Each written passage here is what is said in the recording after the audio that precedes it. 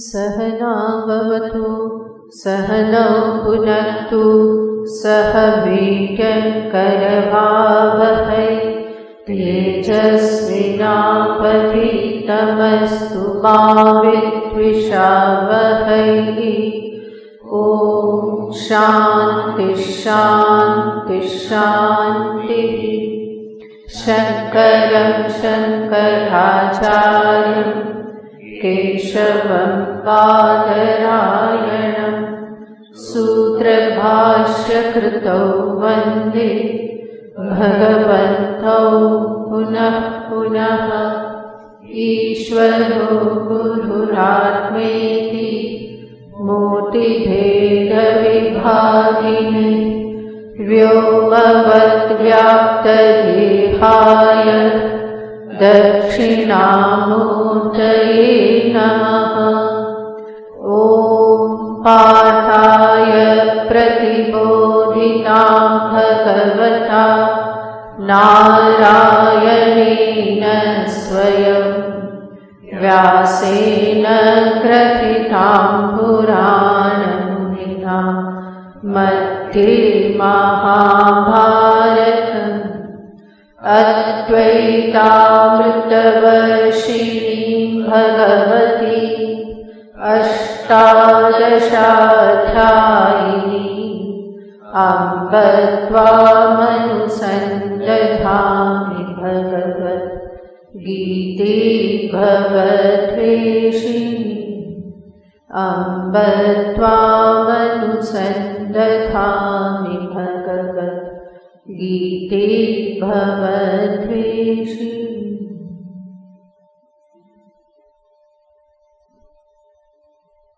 श्लोक 13। श्री भगवानुवाच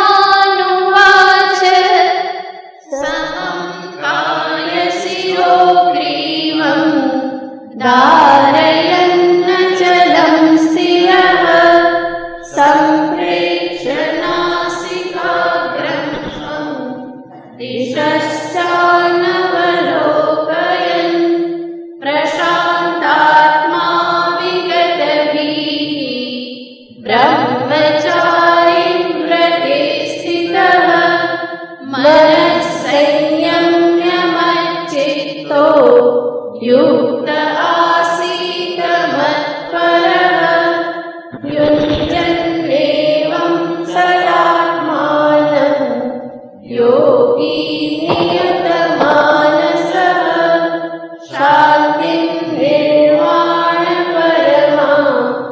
मत्संस्थामधिगच्छति नात्यश्नतस्तु योगोऽस्ति न चैकान्तमनश्नतः न चातिस्वप्नशीलस्य जाग्रतो नैव चार्जुन युक्ताहारविहारस्य युक्तचेष्टस्य कर्मसु युक्तस्वप्नावबोधस्य योगो भवति दुःखः।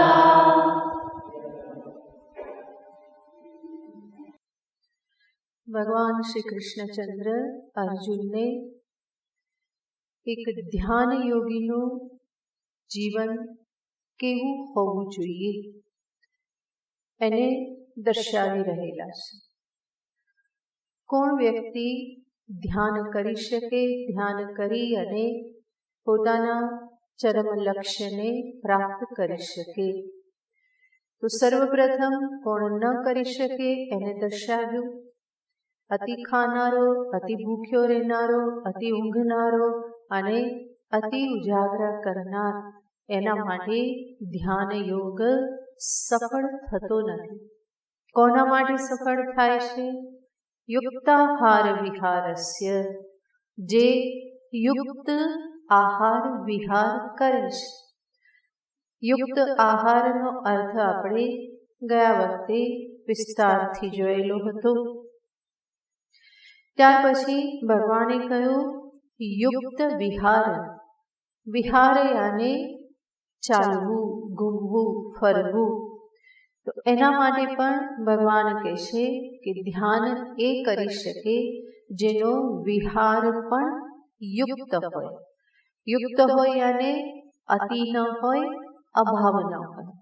યુક્તનો અર્થ હંમેશા વ્યવહારિક અર્થમાં શું સમજવાનો? અતિ અને અભાવ બંને ન હોય. ઘણું બધું અને સાવ ન હોય એવું નહીં, પરંતુ મધ્યમ માર્ગ. ભગવાન હંમેશા મધ્યમ માર્ગને જ હંમેશા દર્શાવે છે. બેલેન્સ, સમત્વ, સમતા, યુક્તત્વથી તકલીફ.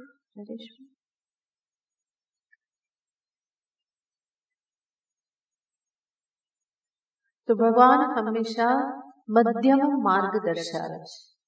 વિહાર પણ કેવો હોય? ધ્યાન યોગીનો.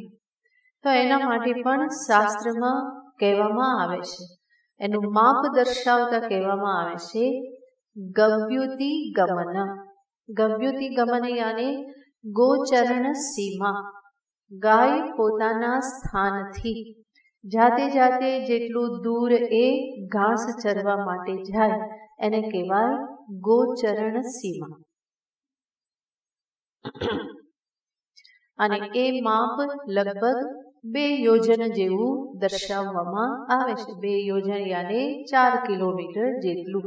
ગાય એનાથી સ્વસ્થાનથી એકલી દૂર જાય નહીં.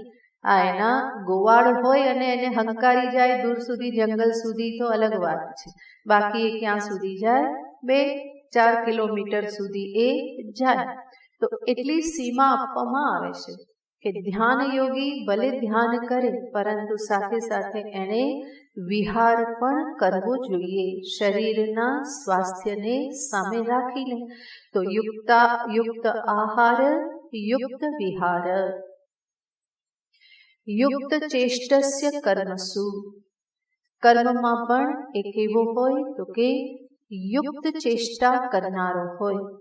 યુક્ત ચેષ્ટા એનો અર્થ ફરી પાછો એ અતિશ્રમ કરનારો નહીં અને સંપૂર્ણ શ્રમનો અભાવ પણ ન હોય.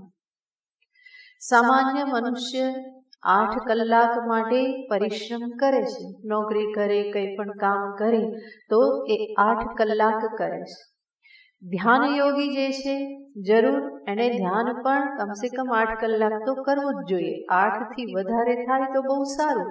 પણ એ જે ધ્યાન યોગી જે છે એના માટે પણ કહેવામાં આવે છે કે એ પણ શારીરિક શ્રમ કરે કમસે કમ 1 કલાક માટે. કારણ કે તો જ શરીર ફરી ધ્યાન કરવાને માટે સમર્થ રહેશે, એને અનુકૂળ રહેશે. હંમેશા બેઠો જ રહે, આળસ કરે તો શરીર પછી કામ નહીં કરે. બીજે દિવસે બધા મસલ્સ ને બધું દુખવા લાગશે, શરીર લચીલું નહીં રહે.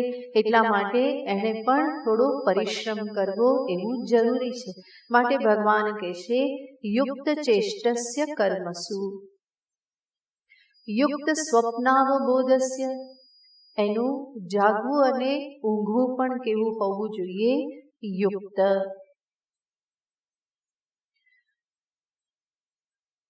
પોતાની નિદ્રા પોતે થોડું અવલોકન કરી અને નિશ્ચિત કરી લેવાની હોય. મારા શરીર મનને કેટલા આરામની આવશ્યકતા છે?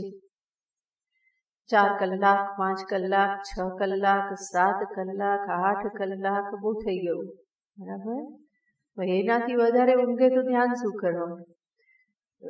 જે હકીકતમાં જે ધ્યાન માર્ગમાં પ્રવૃત્ત છે એને એટલી બધી નિદ્રાની જરૂર પણ પડતી નથી, કારણ કે એ ધ્યાનમાં જ પ્રવૃત્ત છે. તો ધ્યાન કાલે જ એને બહુ આરામ મળી જાય છે, ઘણો બધો આરામ મળી જાય છે. તો ધ્યાન યોગી જે છે એની નિદ્રા 4-5 કે મેક્સિમમ 6 કલાક જેવી હોય, એનાથી વધારે એને આરામની આવશ્યકતા રહેતી નથી. 6 કલાક પણ ઘણું વધારે કહેવાય, 5 કલાકમાં પણ પૂરું થઈ જાય. તો યુક્ત સ્વપ્ન યાને નિદ્રા કેવી હોય? યુક્ત હોય. પોતે પોતાના શરીર મનનું અવલોકન કરી લેવું જોઈએ કે કેટલી આવશ્યક છે, કેટલી નિદ્રા લીધા પછી શરીર અને મન બંને પ્રસન્ન રહેશે, મન એકાગ્ર થાય છે. ભગવાનના જપમાં, ધ્યાનમાં, ચિંતનમાં મન એકાગ્ર થવું જોઈએ. ઉઠ્યા પછી ફરી પાછું હંમેશા ઊંઘી જ જવાનું હોય તો એ યોગ્ય ના કહેવાય.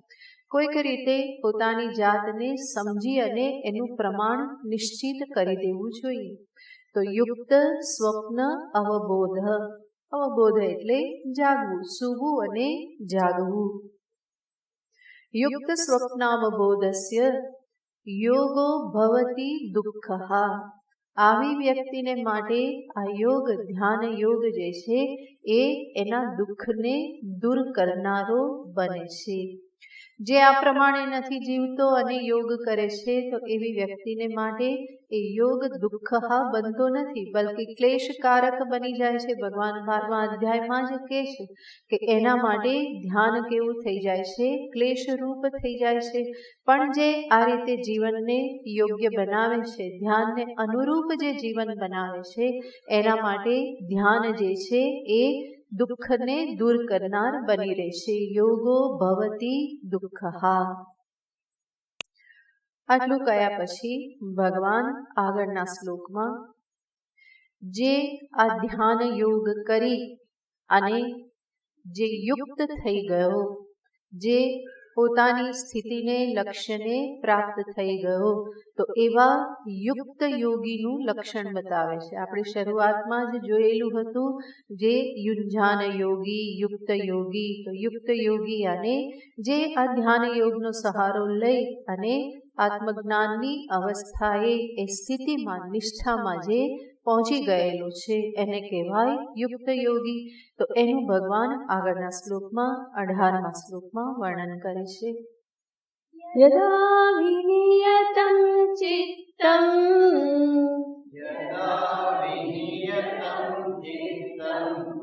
આત્મન્યેવાવતિષ્ઠતે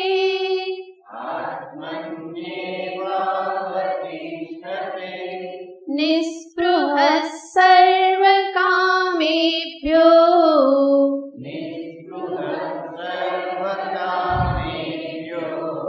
યુક્ત ઇત્યુચ્યતે તદા.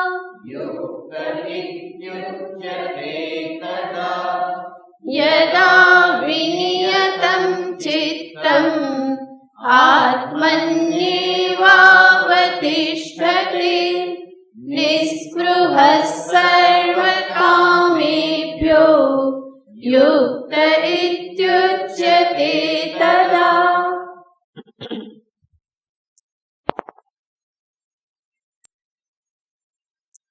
યુક્ત ઇતિ ઉચ્યતે તદા. તદા યાને ત્યારે, ત્યારે એને યુક્ત એ પ્રમાણે કહેવામાં આવે છે. ભગવાને આગળ પણ કહેલું હતું, યુક્તનું વર્ણન કરેલું હતું. આગળ 7મા 8મા શ્લોકમાં ભગવાને દર્શાવેલું હતું. તો ત્યાં ભગવાને એ યુક્ત કોને કહેવાય એ કહેલું હતું. પણ ત્યાં જે ભગવાને કહેલું હતું એ સમદર્શન રૂપી યોગના આધારે ભગવાને ત્યાં યુક્તત્વનું લક્ષણ કહેલું હતું. અને અહીંયા જ્યારે ભગવાન યુક્ત કહેશે તો એ ધ્યાનાભ્યાસ થકી જેણે આત્મસ્થિતિ પ્રાપ્ત કરેલી છે, ચિત્તની સ્થિર અવસ્થા જેણે પ્રાપ્ત કરેલી છે, બ્રહ્મનિષ્ઠા, તત્વનિષ્ઠા જેણે પ્રાપ્ત કરેલી છે, એવી એ દ્રષ્ટિએ ભગવાન યુક્તત્વને દર્શાવે છે. તો એવા યુક્તને દર્શાવતા ભગવાન 3 વાત કરે છે. સર્વપ્રથમ કહેશે યદા વિનિયતં ચિત્તમ. બીજી બાબત કહેશે આત્મની એવ અવતિષ્ઠતે. અને ત્રીજું કહેશે નિસ્પૃહઃ સર્વકામેભ્યઃ. આ 3 વસ્તુ જ્યારે થાય ત્યારે ચિત્તની જે અવસ્થા, સ્થિરતા, એકાગ્રતા પ્રાપ્ત થાય તો એવી વ્યક્તિને ભગવાન યુક્ત કહેશે, યુક્ત યોગી. સર્વપ્રથમ કહેશે યદા વિનિયતમ ચિત્તમ. ભગવાન શબ્દ વાપરે છે વિનિયતમ. તમે 6થા અધ્યાયનું નિરીક્ષણ કરશો, પૂર્વના શ્લોકોને જોશો તો ભગવાન પહેલા શબ્દ વાપરે છે યત, પછી શબ્દ વાપરે છે નિયત, અને પછી હવે વાપરે છે વિનિયત. ભગવાન ધીરે ધીરે સ્ક્રૂ ટાઈટ કરતા જાય છે. ચિત્તની અવસ્થા કેવી હોય તો ધીમે ધીમે એ અવસ્થાની જે ઉર્ધ્વ સ્થિતિ જે છે એને ભગવાન દર્શાવતા જાય છે. તમે જોશો ગીતા આ 6થા અધ્યાયના 10મા શ્લોકમાં ભગવાને કહ્યું હતું એકાકી યત ચિત્તાત્મા. તો ત્યાં યત ચિત્તાત્મા, ત્યાં હજુ સાધક જે છે, જે પ્રારંભિક અવસ્થા છે એને ભગવાન કહેશે યત ચિત્તાત્મા. યત ચિત્ત જે છે એ પ્રારંભિક અવસ્થા છે. પોતાના કર્મો થકી અંતર શુદ્ધ થયેલું છે, અને એવા શુદ્ધ અંતર સાથે જ્યારે સાધક ધ્યાનમાં પ્રવેશે છે એના માટે એ પ્રારંભ કરે છે. તો પ્રારંભમાં જ ચિત્ત કેવું હોવું જોઈએ? યત, સંયમિત હોવું જોઈએ. શુદ્ધ હોય, વૈરાગ્યથી યુક્ત હોય તો એવું ચિત્ત એને કહેવાય યત ચિત્ત. અને આવી શુદ્ધિ જે છે એ પોતાના સ્વકર્મમાં, કર્તવ્યમાં સતર્કતા રાખવાથી ધીરે ધીરે પ્રાપ્ત થાય છે. એટલા માટે જ સર્વપ્રથમ કર્મયોગને સાધન તરીકે દર્શાવવામાં આવે છે.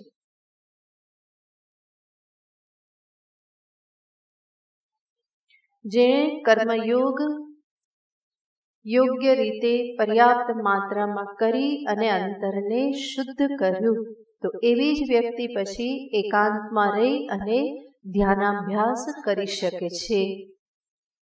ત્યાર પછી 15મા શ્લોકમાં ભગવાન શબ્દ વાપરે છે નિયત માનસઃ.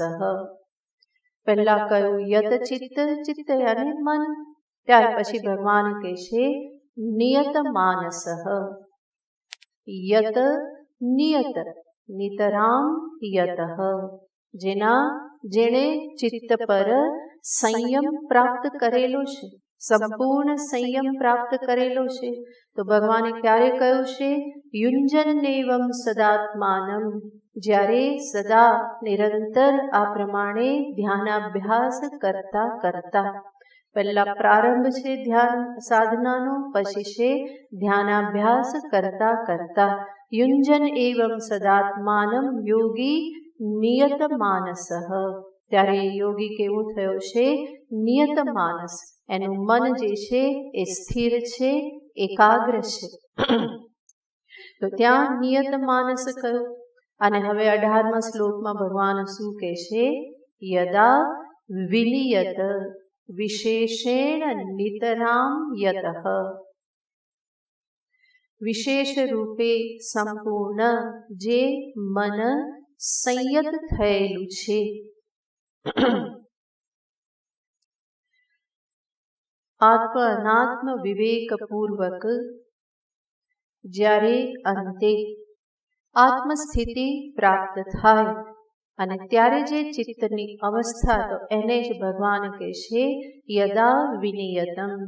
એટલા માટે આગળ પછી બીજું કહે છે આત્મની એવ અવતિષ્ઠતે. પછી એ વિનિયત ચિત્ત જે છે એ આત્મની એવ અવતિષ્ઠતે, આત્મામાં જ સ્થિત રહેશે. આત્મ સ્વરૂપમાં જ યદા અવતિષ્ઠતે, જ્યારે એમાં જ સ્થિત રહેશે. ધ્યાનની પ્રારંભિક અવસ્થામાં શરૂઆતમાં આત્મચિંતન થાય, ફરી પાછું છૂટી જાય, ફરી પાછું આત્મચિંતન થાય, ફરી પાછું છૂટી જાય. તો એટલા માટે જ તો આ અભ્યાસ નિરંતર કરતા રહેવું પડે છે. તો પ્રારંભિક અવસ્થામાં એ પ્રમાણે થાય એ સમજી શકાય. કારણ કે અનાદિકાલથી દેહાત્મ સંસ્કાર જે છે એ અંદર રહેલા જ છે. સંસારના સંસ્કાર વાસના જે છે એ અંતરમાં બેઠેલી છે. અને એટલા માટે એકદમ જ આત્મસ્થિતિ પ્રાપ્ત કરી લેવી એ સંભવ હોતી નથી. નિધિધ્યાસન ધીરે ધીરે એ કાર્ય કરે છે.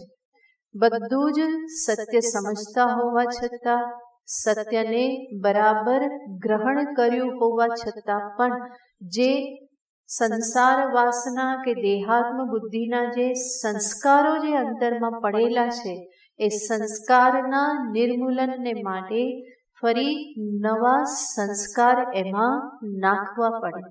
અને આ નવા સંસ્કાર અંતરમાં નાખવાની જે પ્રક્રિયા જે છે એને જ વેદાંતનું ધ્યાન કહેવામાં આવે છે, એને જ નિધિધ્યાસન કહેવામાં આવે છે. તો પહેલેથી આ વિપરીત સંસ્કાર અંદર બેઠેલા જ છે. અને વિપરીત સંસ્કાર બેઠેલા હોવાથી જલ્દી જે સત્યના સંસ્કાર જે છે એ એટલા જલ્દી એમાં સ્થિર થઈ શકતા નથી. ધીમે ધીમે ધીમે પોતાની જગ્યા બનાવે છે. તો પહેલેથી જેવી રીતે બસમાં કે ટ્રેનમાં પણ જે પહેલેથી બેસી ગયેલું હોય અને જે પછી આવે અને જગ્યા ના હોય તો એને શું કરવું પડે? ઊભા રહેવું પડે. અને જગ્યા આપવાનું કે તો પેલો બેઠેલો હોય એના કરતા વધારે ભોળો થઈને બેસી જાય કે ના ના, અહીંયા જગ્યા નથી, અમારું જ રિઝર્વેશન છે. સંસાર વાસના પણ અંતરમાં શું કરે? આત્મવાસના જેવા આત્મના સંસ્કાર મૂકવામાં આવે તરત જ એ પણ અંદરથી ફૂફાણા મારવા મળે. ના ના ના, કે આ તો મારું જ સ્થાન છે, અંદર આવવા નહીં દો. પછી શું થાય? એ જે પાછળથી આવેલું ઊભેલી વ્યક્તિ પછી જે થોડીક પણ જગ્યા હોય ને એમાં બેસી જાય. કારણ કે ગમે એટલા તમે વિસ્તાર કરો તો એ થોડીક જગ્યા તો રહેવાની જ છે. તો એ થોડીક જગ્યામાં એ બેસી જાય અને પછી શું થાય? જેમ જેમ ગાડી ચાલતી જાય આમ એમ શું થાય? એમ એમ જગ્યા થતી જાય અને પછી ધીમે ધીમે કેવો થઈ જાય છે? બરાબર સેટ થઈ જાય છે. એવું જ આ સાધનામાં છે. પહેલેથી અંતરમાં સંસાર વાસના ઘર કરીને રહી ગઈ છે. જન્મો જન્મનો અભ્યાસ છે ને. આ જગત સત્ય છે. હું જે આ શરીરાદિ છું એ પ્રમાણે હું છું એ સત્ય છે. એમાં તાદાત્મ્ય ભાવ, અહંકાર આ બધું જન્મો જન્મનું બધું ભરેલું છે. એને કાઢવું એટલું આસાન તો નથી. અને એટલા માટે શરૂઆતમાં ધ્યાનમાં બેસવામાં આવે તો તકલીફ તો થાય. થોડી વાર માટે આત્મચિંતન થાય, ફરી પાછું મન ભાગે અને અંતરથી ફરી પાછી સંસારની ફિલ્મ જ બધી ચાલવા માંડે. ફરી પાછી પ્રયત્ન કરવામાં આવે, ફરી જતું રહે, ફરી આવે, ફરી જતું રહે. આ પણ અભ્યાસને જ્યારે નિરંતર વૈરાગ્ય શ્રદ્ધાપૂર્વક જો એને સતત ચાલુ રાખવામાં આવે તો ધીમે ધીમે પછી શું થાય છે?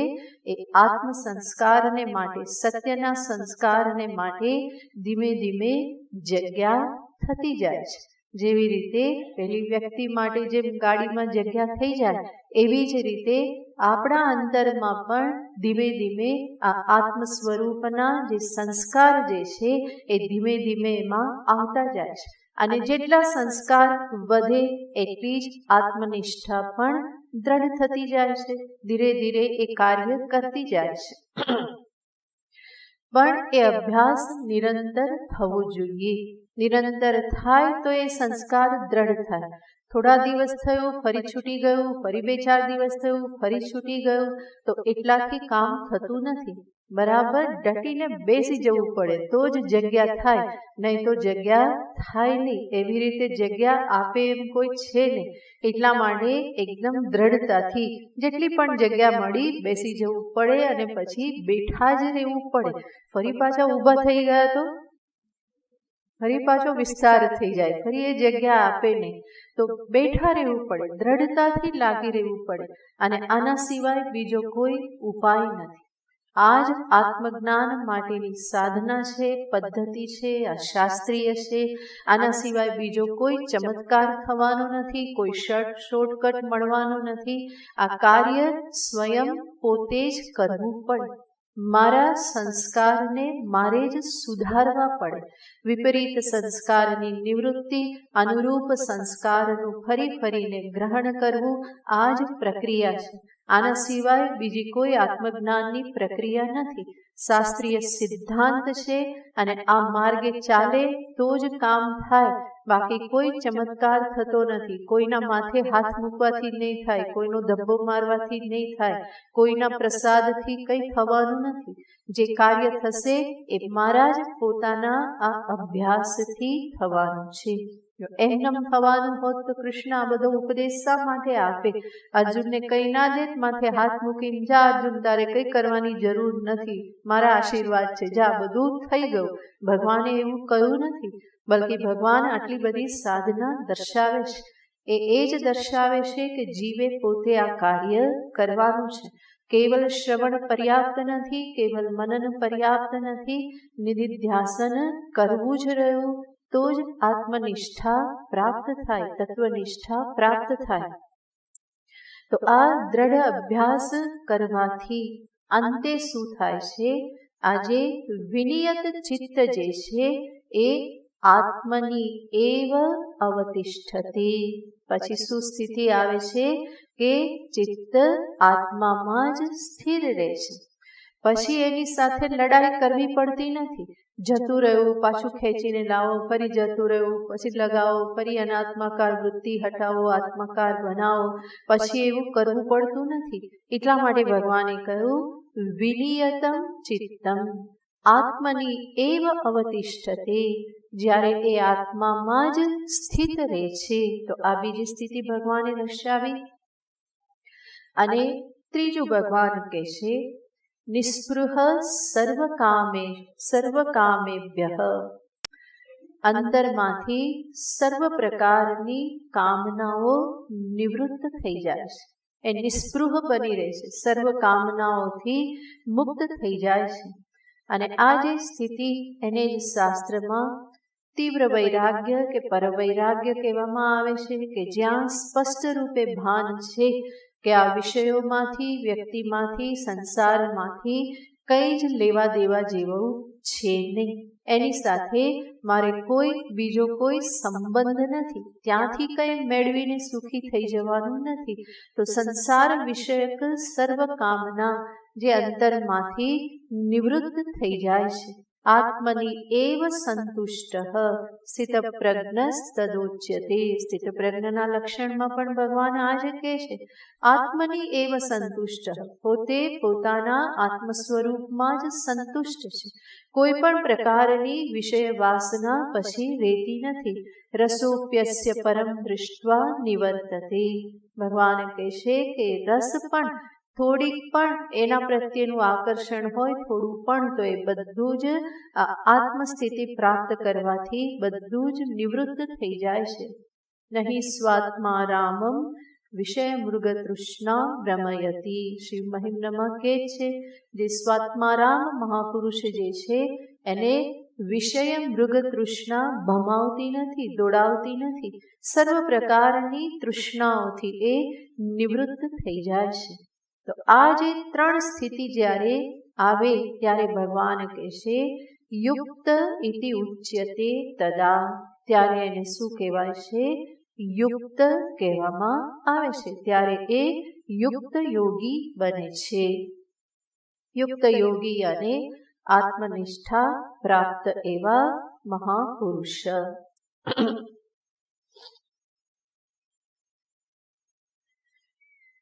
ભગવાને આ યુક્ત યોગીનું લક્ષણ દર્શાવ્યું કે આવી રીતની જ્યારે એની સ્થિતિ થાય ત્યારે એ યુક્ત યોગી કહેવાય.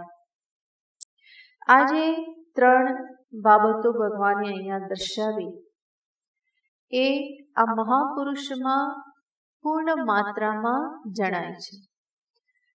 અને સાધક જે છે, જે એ માર્ગે ચાલી રહેલો છે, એના માટે આ ત્રણેય જે છે એ પરસ્પરના સહાયક બની રહેશે. પૂર્ણ માત્રામાં નહીં, પરંતુ જેટલી પણ માત્રામાં છે એ પરસ્પરને માટે ઉપોદબલક બની રહે છે. ચિત્ત સ્થિર થાય તો આત્મામાં સ્થિતિ બને. આત્મ સ્વરૂપનું થોડું સુખ અનુભવવામાં આવે તો બીજી બધી કામનાઓથી એ મુક્ત થાય. કામનાઓથી મુક્ત થાય તો ચિત્ત વધારે સ્થિર થાય. તો આવી રીતે સાધકને માટે આ ત્રણેય બાબતો જે છે એ પરસ્પર એકબીજાને માટે સહાયક બને છે, એકબીજાની વૃદ્ધિ કરવાને માટે સહાયક બને છે. એટલા માટે આ ધ્યાન અભ્યાસ જે છે એ નિરંતર ચાલુ રહે તો ધીમે ધીમે જે પ્રગતિ જે છે આ ત્રણેયની સહાયથી જ પ્રગતિ થાય છે. મહાપુરુષમાં આ બહુ જ સહજ રીતે રહેલ હોય છે અને સાધકમાં એ અમુક માત્રામાં હોય. ધ્યાનાભ્યાસથી ધીમે ધીમે એની માત્રામાં વધારો થતો જાય અને અંતે સાધક પણ આત્મનિષ્ઠ અંતે બને છે. તો આવી રીતે આ ત્રણેય બાબતોને લેવાની હોય. ભગવાન અહીંયા જે કંઈ પણ કહી ગયા એનું જ આગળ હજુ વિસ્તારથી નિરૂપણ કરતા જ રહેશે. અહીંયા જે શબ્દ વાપરેલા છે એને જ ભગવાન આગળ વિસ્તારથી દર્શાવે છે. ભગવાને જે કહ્યું કે યદા વિનિયતમ ચિત્તમ, એ વિનિયત ચિત્તની જે અવસ્થા, કેવું ચિત્ત? વિનિયત ચિત્ત જે આત્મામાં સ્થિત છે એ વિનિયત ચિત્ત યાને એ ચિત્તની અવસ્થા ધ્યાન કાલે કેવી? તો એને ભગવાન આગળના શ્લોકમાં ઉપમા થકી દર્શાવે છે. તસ્થો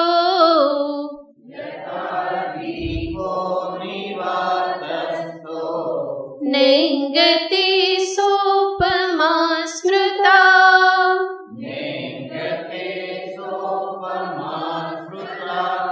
યોગિનો યત ચિત્તસ્ય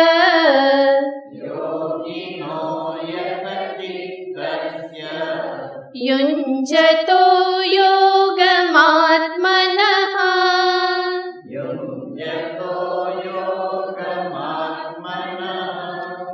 यथा दीपो निवातस्थो नेङ्गते सोपमा स्मृता योगिनो यत चित्तस्य युञ्जतो योगमात्मनः.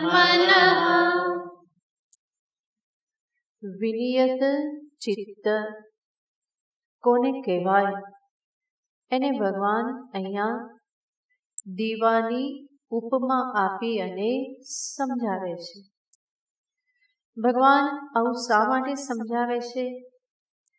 એક તો એટલા માટે કે કોઈને ખાલી એવો ભ્રમ ન થઈ જાય કે હું યુક્ત યોગી થઈ ગયો, હું બ્રહ્મનિષ્ઠ થઈ ગયો, બ્રહ્મ જ્ઞાન મને થઈ ગયું. ખાલી ભ્રમ ન થઈ જાય એટલા માટે ભગવાન કહે છે કે જો ચિત્તની આવી અવસ્થા પ્રાપ્ત થઈ હોય તો જ શું કહેવાય? યુક્તતા કહેવાય. સાચી બ્રહ્મ સ્થિતિ કે બ્રહ્મ જ્ઞાન કે નિર્વાણ પ્રાપ્ત થયું કહેવાય. તો ભગવાન એ દર્શાવવા માંગે છે ધ્યાન કાલે ચિત્તની અવસ્થા કેવી હોય. નહીં તો ચારે બાજુ ફરી આવે અને ઉઠીને શું કે મેં ધ્યાન કર્યું. એવું ધ્યાન લાગ્યું કે કલાક ક્યાં જતો રહ્યો ખબર પણ ના પડી. ના જ ખબર પડે ને, કેટલા બધા ફરીને આવ્યા, કલાક ક્યાં જતો રહે ક્યાંથી ખબર પડે. આમ પણ ફરવા જાય તો ખબર ના પડે ને સમયની. તો અહીંયા પણ મનીરામ ફરવા જાય તો પછી સમયની ખબર પડતી નથી અને એમ લાગે કે હા 1 કલાક ક્યાં જતો રહ્યો ખબર નહીં પડી. પણ ભગવાન કહે છે કે એવી રીતે નહીં. 1 કલાક કેવો થવો જોઈએ, ચિત્તની અવસ્થા કેવી હોવી જોઈએ, એને ભગવાન અહીંયા દર્શાવે છે. ઉપમા થકી ભગવાન દર્શાવે છે. કઈ ઉપમા આપે છે? કે છે યથા દીપઃ, જેવી રીતે દીપક. કેવો દીપક? નિવાતસ્થ, જ્યાં વાત યાને વાયુ નથી એવા સ્થાનમાં સ્થિત. વાયુનો જ્યાં અભાવ છે, વાયુ નથી એવા સ્થાનમાં સ્થિત એવા દીપને શું કહેવાય? નિવાતસ્થ. યાની દીપક હોય અને એના ઉપર આપણે શું મૂકીએ? કાચ મૂકીએ. સંપૂર્ણ વાયુ ના હોય તો પણ દીપ રહેવાનું નથી, ઓલવાઈ જાય. તો જે આપણે ઉપર કાચ મૂકીએ, ફોટો જેને કહેવાય ને દીવા પર, એ મૂકીએ તો ત્યારે એ દીવો ક્યાં સ્થિત કહેવાય? નિવાતસ્થ કહેવાય. વાયુ રહિત સ્થાનમાં રહેલ એવો દીપક. એ દીપક કેવો હોય છે? કહેશે ન એંગતે, એ જરા પણ હલતો નથી. દીવાની જ્યોત જે છે એ જરા પણ હલતી નથી. ન એંગતે, એમાં કોઈ કંપન જણાતું નથી. સા ઉપમા સ્મૃતા, એ ઉપમા યોગીના ચિત્ત માટે. યોગિનઃ યત ચિત્તસ્ય, યોગીનું આજે યત ચિત્ત જે છે, જે આત્મનઃ યોગમ યુંજતઃ, જે આ આત્મ સ્વરૂપને માટે જે આ યોગ કરી રહેલો છે, એના ચિત્તની સ્થિતિને દર્શાવવા માટે આ પ્રમાણેની ઉપમા કહેવામાં આવેલી છે. તો અહીંયા ઉપમા આપી દીપકની. દીપકની ઉપમા શા માટે આપી? બીજું કંઈ પણ કહી શક્યા હોત. આ બધું કંઈ પણ હલતું નથી, આ ટેબલ પણ હલતું નથી, આ જે સ્ટેન્ડ ઊભું છે એ હલતું નથી. તો એવું તો ઘણું બધું છે કે જે જરાય હલતું નથી. તો એની ઉપમા કેમ નહીં આપી અને દીપકની ઉપમા શા માટે આપી? એટલા માટે કે અહીંયા આત્મ સ્વરૂપ જે છે એનું પ્રકાશ રૂપત્વ પણ સૂચિત કરવાનું છે.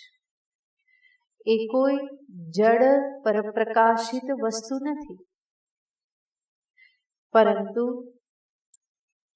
પ્રકાશ રૂપ આત્મ સ્વરૂપ છે.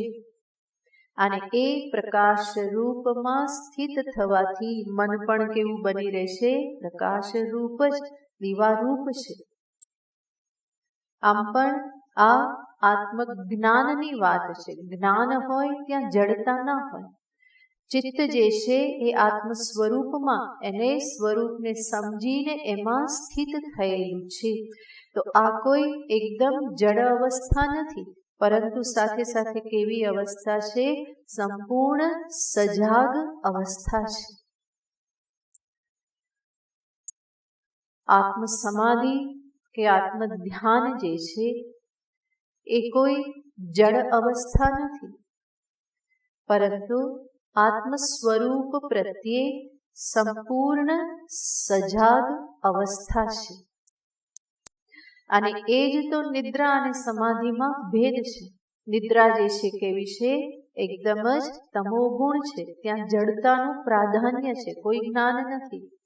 જ્યારે સમાધિ જે છે એ સાત્વિક અવસ્થા છે અને ત્યાં કોઈ જડતા કે તમોગુણને સ્થાન નથી. તો ભગવાન એ આત્મ સમાધિની જે અવસ્થા જે છે એને દર્શાવવા માંગે છે.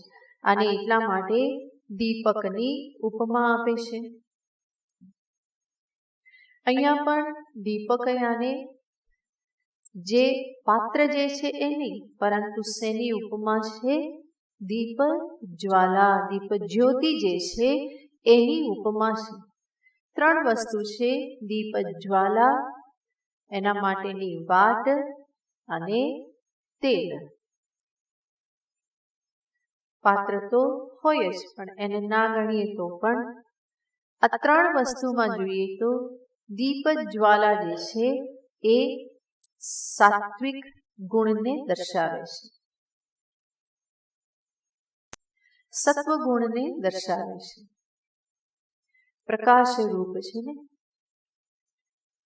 યદા પ્રકાશ જ્ઞાન ઉપજાયતે, તો એને કયો ગુણ કહેવાય છે? સત્વ ગુણ છે, સત્વ અવસ્થા કહેવાય છે. તો દીપ જ્યોતિ એ સત્વ ગુણને સૂચિત કરે છે. દીપની વાટ જે છે એ રજોગુણને સૂચિત કરે છે. વાટ શું કરે છે? સતત તેલને શોષી અને પહોંચાડે છે, તો એ કર્મ કરે છે. એટલા માટે ત્યાં શું છે? રજોગુણનું પ્રાધાન્ય છે. અને તેલ જે છે એ તમોગુણને દર્શાવે છે. જો એમાં વાત ડૂબી જાય તો અંધકાર છવાઈ જાય. તો તમોગુણ શું છે? અંધકાર રૂપ જ છે.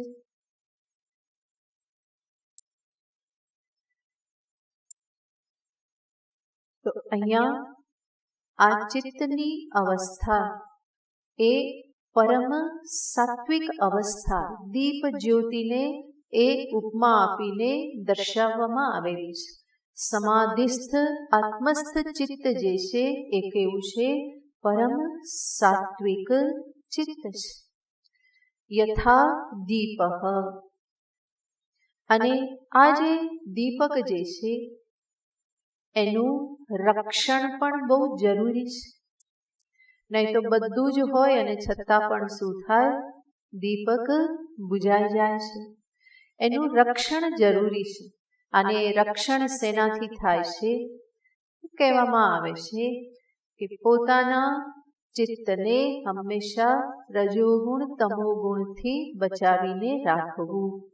એટલા માટે જ યુક્તાહાર વિહારસ્ય યુક્ત ચેષ્ટસ્ય કર્મસુ, આ બધું જ સાથે સાથે કામ ક્રોધ લોભ મોહ આ બધાના જે આવેશો આવેગ જે છે વાયુરૂપ, એનાથી પણ હંમેશા બચીને જ રહેવું પડે.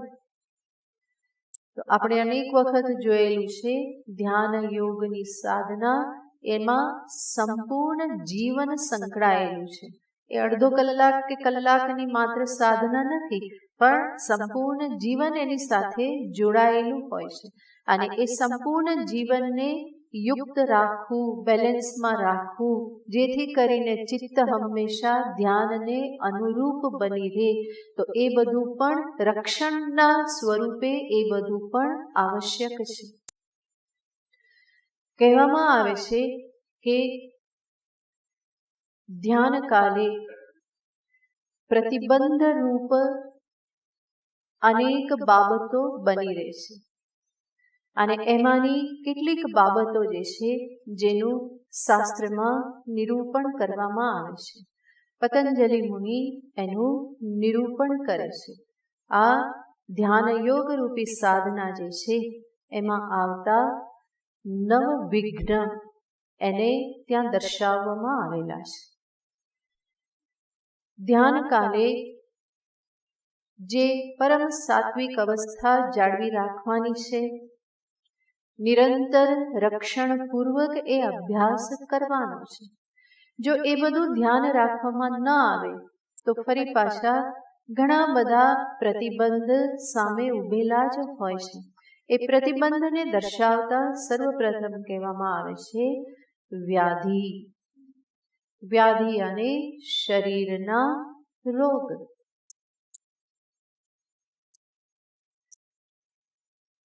એટલે ધ્યાન યોગીએ પોતાનું સ્વાસ્થ્ય જાળવવું પણ બહુ જ જરૂરી છે. શરીર જ સ્વસ્થ નહીં હોય તો ધ્યાનમાં આગળ નહીં વધી શકાય. ધ્યાન ક્યાં જવાનું? ફરી એ જે રોગ છે કે જે પીડા છે કે જે તકલીફ છે ત્યાં જ મન ફરી ફરીને જવાનું. એ આત્મસ્થ નહીં થાય. એટલા માટે આવી રીતે શરીરના સ્તર પર જે વ્યાધિ જે છે એ બહુ મોટો પ્રતિબંધ છે. બીજો પ્રતિબંધ દર્શાવતા કહેવામાં આવે છે અકર્મણ્યતા. અકર્મણ્યતા. અકર્મણ્યતા યાને અહીંયા લેવાનું છે બૌદ્ધિક અકર્મણ્યતા. બાકી તો ધ્યાન યોગી અકર્મણ્ય થવાનું જ છે, નિવૃત્તિ પરાયણ થવાનું જ છે. પણ ધ્યાન સાધના કરતી વખતે નિરંતર બુદ્ધિને સજાગ રાખવાની છે. ધ્યાન કાલે પણ અને ધ્યાન નથી થતું ત્યારે પણ વ્યવહાર કાળે એટલું સજાગ રહેવાનું છે કે મારા થકી હું ધ્યાન રાખું, કે મારા થકી કોઈ એવો વ્યવહાર ન થાય કે જેની અંતરમાં છાપ પડી જાય એમ અને ફરી ધ્યાન કરતી વખતે વિક્ષેપ રૂપ બને. તો આ બધી સજાગતા રાખવી બહુ જ જરૂરી છે. એ પ્રત્યે જો ઉદાસીન થઈ જવામાં આવે અને વિચાર વગર કોઈ વ્યવહાર કરી દેવામાં આવે તો આપણું ચિત્ત તો એટલું નાજુક છે, એ તરત જ છાપ ગ્રહણ કરી લે છે અને એણે ગ્રહણ કરેલી છાપ ક્યારેક ને ક્યારેક ફરી પાછી પ્રગટ થાય જ છે. અને જ્યારે ધ્યાન સાધના જ્યારે ચાલતી હોય ત્યારે ધીમે ધીમે ચિત્ત એટલું બધું નાજુક થતું જાય છે કે જેના પરિણામે થોડો વિપરીત વ્યવહાર પણ ચિત્ત ઉપર બહુ અસર કરી જાય છે. તો એટલા માટે એ સમયે પણ એ સજાગતા જાળવી રાખવી કે મારી સાધના ધ્યાન યોગની સાધના છે, એને અનુરૂપ મારે ચિત્ત મન બનાવી રાખવાનું છે, જેથી કરીને હું કોઈ પણ આવેશપૂર્ણ વ્યવહાર ન કરું, આવેશપૂર્ણ વચન ના બોલું, આવેશપૂર્ણ કોઈ પણ કર્મ સમજ્યા વગર હું ન કરું કે જેથી કરીને એના પરિણામ સ્વરૂપ ફરી મારા ધ્યાનમાં વિઘ્ન આવે. તો આ સજાગતા, બૌદ્ધિક સજાગતા આ ધ્યાન યોગીએ નિરંતર કેળવવી પડે છે. કેવું ખાવું, કેટલું જાગવું, કેટલું સૂવું, આ બધું એને વિચાર કરતા રહેવું પડે છે. કેટલો વ્યવહાર કરવો, કેટલું બોલવું, આ બધું જ સામે રાખવું પડે છે. નહીં તો ધ્યાનમાં વિક્ષેપ થતો જ રહે છે. તો અકર્મણ્યતા અને બૌદ્ધિક અકર્મણ્યતા. ત્રીજો પ્રતિબંધ છે સંશય.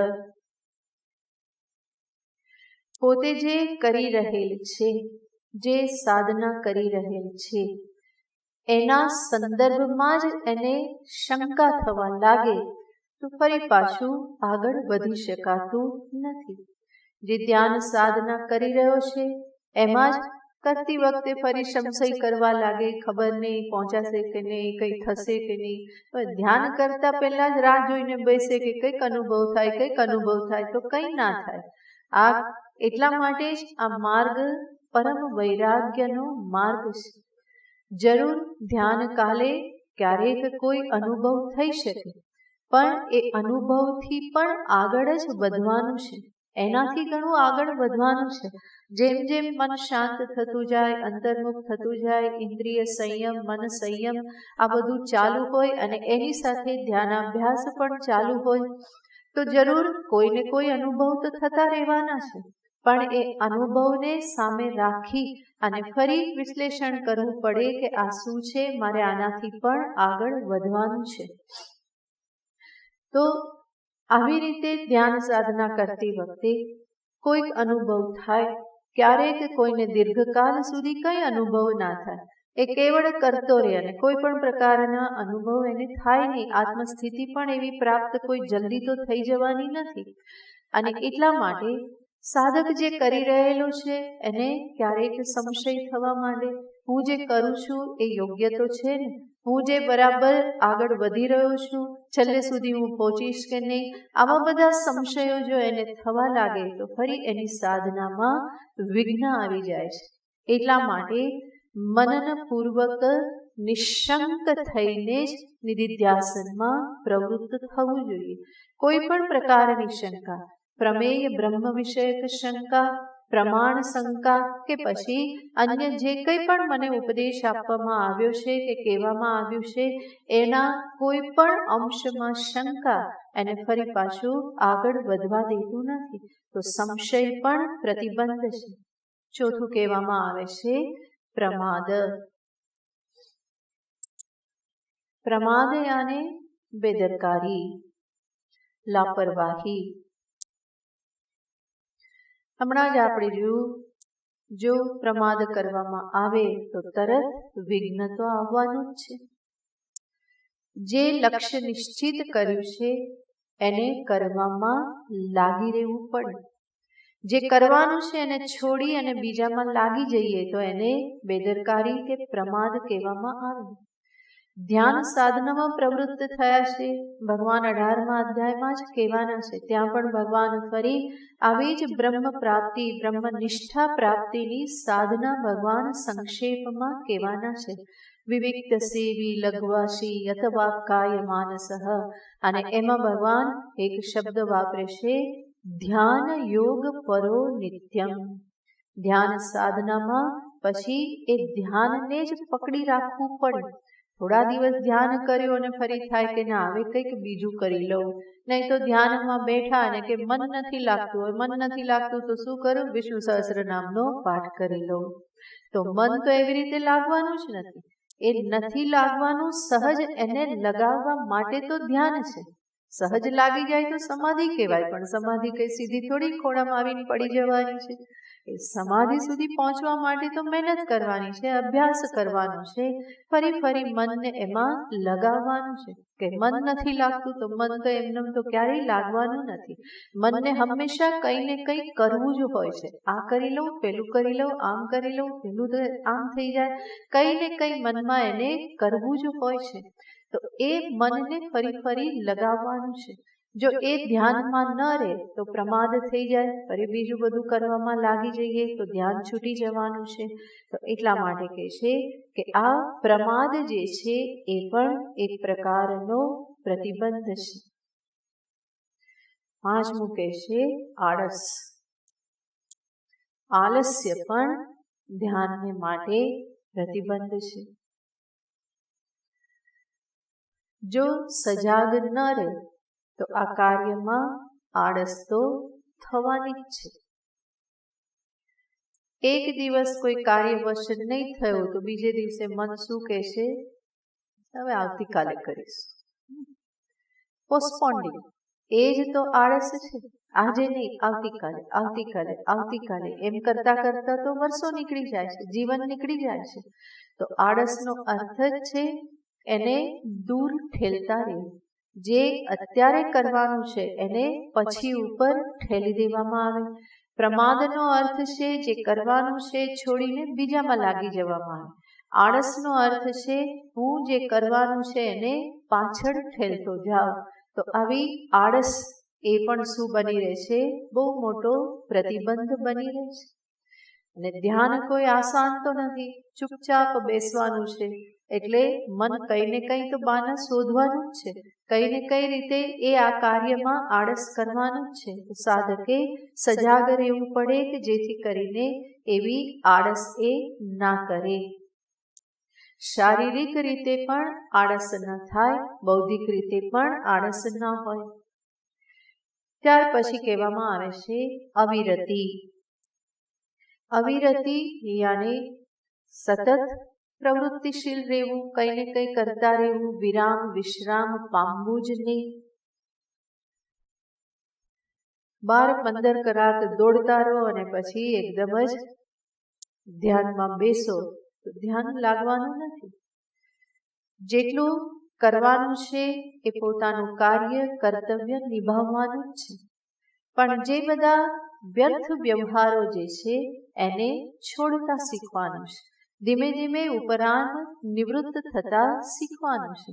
જો એને ધ્યાનમાં રાખવામાં ન આવે તો મન તો છે જ મર્કટસ્ય સુરાપાન જેવું એ છે જ. એક તો વાંદરું ને પાછું એને શરાબ પીવડાવવામાં આવે તો શું સ્થિતિ થાય. તો મન પણ એવું જ છે, જો ધ્યાન રાખવામાં ન આવે તો એ કુદાકુદ કરવાનું જ છે. તો ધીમે ધીમે એને શાંત કરવું પડે. એટલા માટે આજે સાધના જે છે એમાં સંતો એક શબ્દ વાપરતા હોય છે જે ફરી ફરીને અમને પણ કહેવામાં આવતો હતો જ્યારે ભણતા હતા ત્યારે, વ્યવહાર સંકોચ.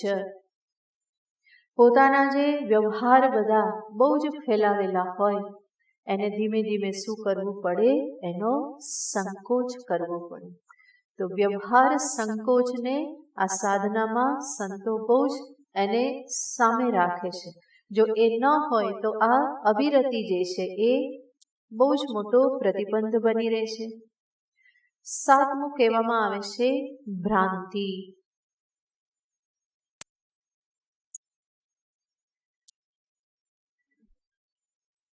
જ્ઞાનનું સ્વરૂપ, ધ્યાનનું સ્વરૂપ, આ બધાના સંદર્ભમાં ઘણી બધી ભ્રાંતિ પ્રવર્તતી હોય છે. બધા જુદું જુદું દર્શાવતા હોય છે. તો ત્યાં એક વખત મનમાં સ્પષ્ટ કરી લેવું જોઈએ કે વેદાંત શાસ્ત્ર, ગીતા આદિ મને શું કહે છે, ધ્યાનના સંદર્ભમાં મને શું કહેવામાં આવે છે, ધ્યાન એટલે શું, આત્મ સ્વરૂપ કેવું છે, એમાં મનની સ્થિતિ એટલે શું, આ બધું સ્પષ્ટ હોવું જોઈએ. નહીં તો કોઈને કોઈ પ્રકારે ભ્રાંતિ ઊભી થતી રહે. ચિત્ત સ્થિર ના થયું હોય, હમણાં આપણે જોયું એમ ક્યાંક ફરી આવ્યું અને આપણે શું સમજીએ, એકાગ્ર થઈ ગયું. તો અનેક પ્રકારની ભ્રાંતિ, સ્થિતિ પ્રાપ્ત થઈ ગઈ એવી ભ્રાંતિ પણ અનેક વખત થતી જ રહે છે. હું બ્રહ્મનિષ્ઠ થઈ ગયો, આત્મનિષ્ઠ થઈ ગયો, આત્મજ્ઞાન થઈ ગયું, આવી ભ્રાંતિ પણ અનેક વખત થતી જ રહે છે. તો એને બરાબર જોવી પડે, એની સંભાળ લેવી પડે, નહીં તો એ પણ પ્રતિબંધ બની જાય છે. 8મું કહેવામાં આવે છે અલબ્ધ ભૂમિકત્વમ. અલબ્ધ ભૂમિકત્વમ યાને કોઈ ભૂમિકા પ્રાપ્ત નથી થતી. હમણાં આપણે જોયું હતું કે આ ધ્યાન જ્યારે કરે તો કોઈને કોઈ અનુભવ થાય. અનુભવ થાય જેના પરિણામે શું થાય, સાધકની શ્રદ્ધા વધે છે કે હું યોગ્ય માર્ગે છું. પણ એવું કોઈ પ્રકારે અનુભવ ન થાય તો સાધક ફરી પાછો વિચલિત થઈ જાય છે અને એ વિચલિતતા ફરી અને પોતાના લક્ષ્યથી દૂર કરી દે છે. એટલા માટે આ ધ્યાન સાધના કોઈ અનુભવ પ્રાપ્ત કરવા માટે કરવાની નથી, પરંતુ મહારાજ પોતાના સ્વરૂપમાં સ્થિત થવા માટે છે, કોઈ વિશેષ અનુભવને માટે નથી. તો એ અનુભવ ન થવું એના કારણે પણ મન વિચલિત થઈ જાય છે. 9મું કહેવામાં આવે છે અનવસ્થિતત્વ. અનવસ્થિતત્વ યાને ચિત્તની એમાં સ્થિતિ ન બનવી. થોડી ઘણી ઝલક મળે, ક્ષણ બે ક્ષણ માટે ચિત્ત એમાં રહે, પરંતુ સ્થિરતા પૂર્વક રહેતું નથી, એમાં સ્થિતિ બનતી નથી. આ સ્થિતિ બનવી એ કોઈ આસાન વસ્તુ તો નથી, અને એટલા માટે દીર્ઘકાલ અભ્યાસ અપેક્ષિત છે. જો એના માટે બુદ્ધિ કન્વિન્સ ન થઈ હોય તો થોડા વખતમાં જ એને થયા કરે કે ચિત્ત સ્થિર નથી થતું, સ્થિર નથી થતું. આ ચિત્તની અનવસ્થિતતા જ શું બની રહેશે, ફરી એને સ્થિત થવા દેતી નથી.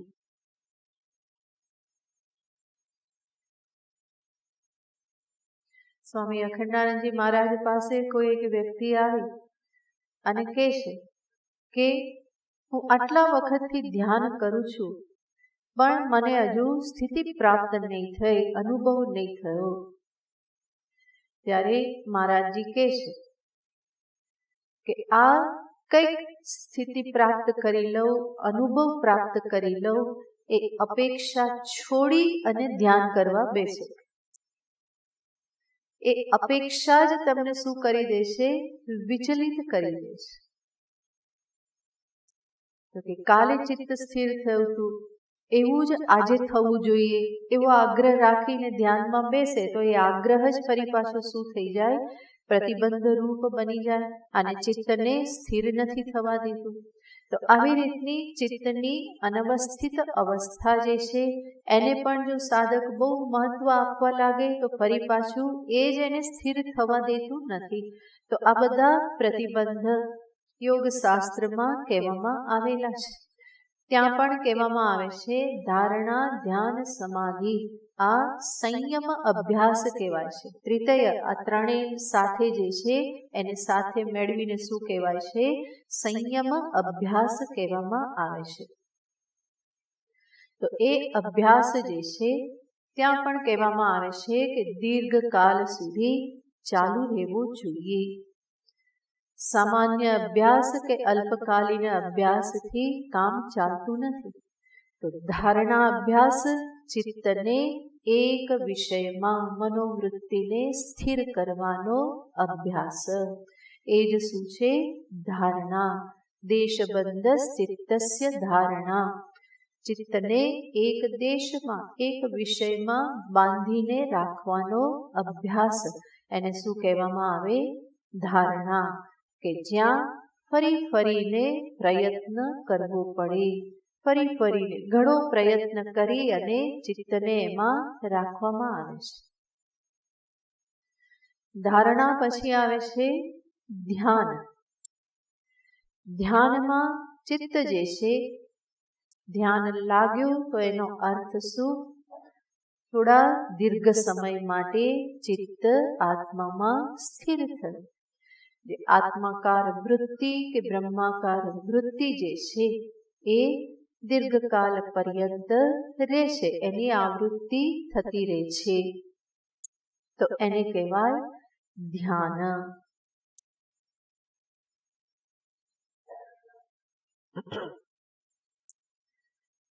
ક્યારેક જ ચિત્ત અનાત્મા તરફ જાય છે, નહીં તો ફરી ફરીને શેની આવૃત્તિ રહેશે? આત્માકાર વૃત્તિ આવર્તન થતું રહેશે. અને સમાધિ અને ચિત્ત ક્યારેય જતું નથી, એ સહજ રીતે આત્મ સ્વરૂપમાં સ્થિત છે. યથા દીપઃ નિવાતસ્થ. નિવાતસ્થ દીપની જેમ, જે જરા પણ કંપન કરતું નથી, તો એ સમાધિ અવસ્થા, આત્મ સ્થિતિની અવસ્થા, કે જ્યાં ચિત્ત જરા પણ કંપાયમાન થતું નથી અને અનાત્મા તરફ ક્યારેય પણ જતું નથી. એ સહજ રીતે શેમાં સ્થિત છે? આત્મ સ્વરૂપમાં, આત્મામાં જ જાણે કે લય પામીને રહી ગયેલું છે. તો એવું જે ચિત્ત, એને ભગવાન અહીંયા કહે છે એ દીપક સમાન. યોગીના ધ્યાન યોગના અભ્યાસ કાલે એના ચિત્તની સ્થિતિ, એના માટે કઈ ઉપમા આપેલી છે? યથા નિવાતસ્થ દીપઃ ન એંગતે. કંપાયમાન થતું નથી એવી રીતની એ ચિત્તની અવસ્થા.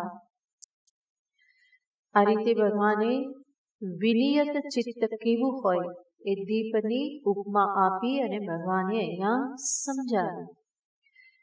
ત્યાર પછી ભગવાને કહ્યું હતું આત્મની એવ અવતિષ્ઠતે. આજે બીજી વાત જે ભગવાને દર્શાવેલી હતી 18મા શ્લોકમાં, આત્મની એવ અવતિષ્ઠતે ચિત્તમ. તો એ જે સ્થિતિ જે છે એનું વર્ણન ભગવાન આગળના શ્લોકમાં કરે છે, જેને પછી જોઈશું.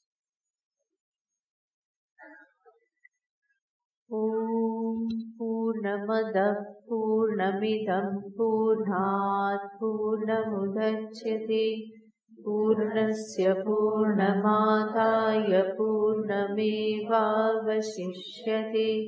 ઓમ શાંતિ શાંતિ શાંતિ. હરિ ઓમ. શ્રી ગુરુભ્યો નમઃ. હરિ